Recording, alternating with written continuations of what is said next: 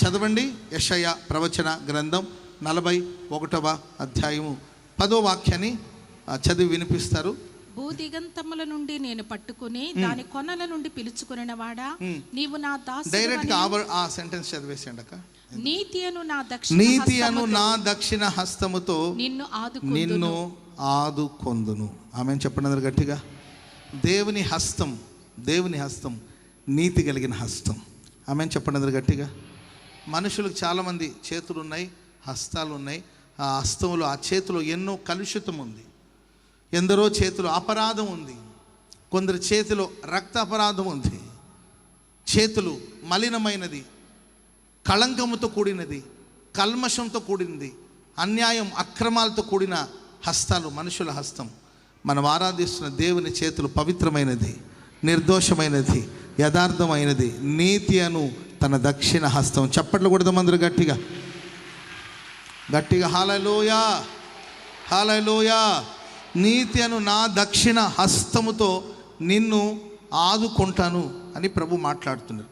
దేవుని ప్రియులారా, లోకంలో మనం చూస్తే ఆపత్కాలంలో, అపాయాలు, ప్రమాదాలు ఆదుకుంటాను అనేవాళ్ళు మనల్ని దాటి వెళ్ళిపోవచ్చు.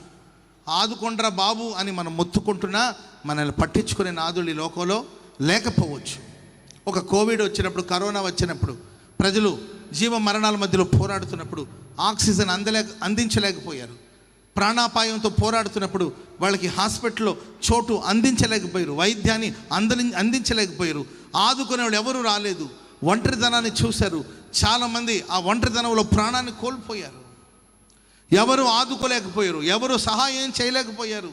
కొన్ని పర్యాయాలు మన కుటుంబ సభ్యులు కూడా మనల్ని పలకరించడానికి రాలేకపోయారు. మరణిస్తే కనీసం పాతి పెట్టడానికి కూడా కుటుంబ సభ్యులు సమీపించలేని భయంకరమైన పరిస్థితులు కూడా గత కాలంలో మనం నడుచుకుంటూ వచ్చాం. ఎవరూ ఆదుకోలేదు. కానీ మనం ఆరాధిస్తున్న దేవుని యొక్క దక్షిణ హస్తం మిమ్మల్ని ఆదుకుంటుంది. చప్పట్లు కొడదాం అందరూ గట్టిగా గట్టిగా. హల్లెలూయా.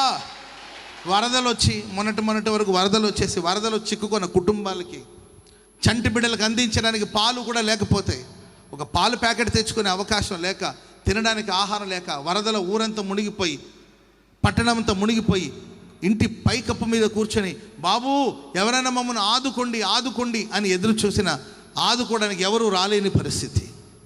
ప్రియులారా, మనుషులు కొంతవరకే మనకు సహకారంగా ఉంటారు. మనుషులు కొంతవరకే మనకు సహాయం చేస్తారు. తల్లి కావచ్చు, తండ్రి కావచ్చు, భార్య కావచ్చు, భర్త కావచ్చు, పిల్లలు కావచ్చు, నాయకులు కావచ్చు, అధికారులు కావచ్చు, కొంతవరకే వాళ్ళు మనకు సహాయం చేస్తారేమో. కానీ మనం ఆరాధిస్తున్న యేసయ్య హస్తం అది నీతి కలిగిన హస్తము. తన దక్షిణ హస్తముతో దేవుడు మనల్ని ఆదుకొనుగాక. కొన్నిసార్లు మనుషుల కంట్రోల్ తప్పిపోతుంది. మనుషులు చంపుకుని తినే కరువు వచ్చింది.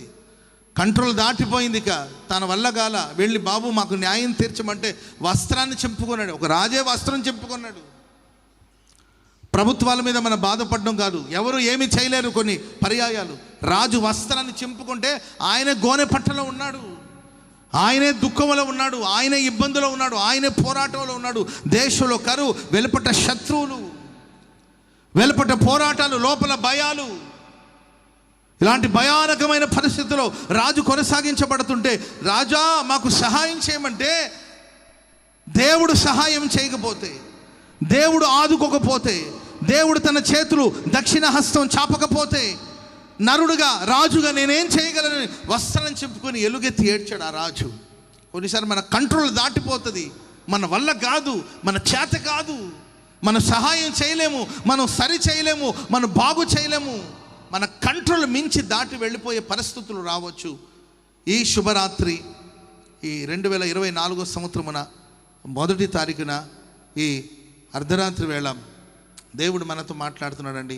నీ కంట్రోల్ తప్పిపోయిందేమో పరిస్థితి, నీకు సహాయం చేయడానికి ఎవరు ముందుకు రావట్లేదేమో, ఆదరించే వాళ్ళు ఎవరు లేకుండా అలమటిస్తున్నావేమో. ఒక్క రాత్రిలో కరువు కోరల నుండి దేవుడు వారిని వెలుపడికి తీసుకొచ్చాడు. చెప్పకూడదు మొదలు గట్టిగా.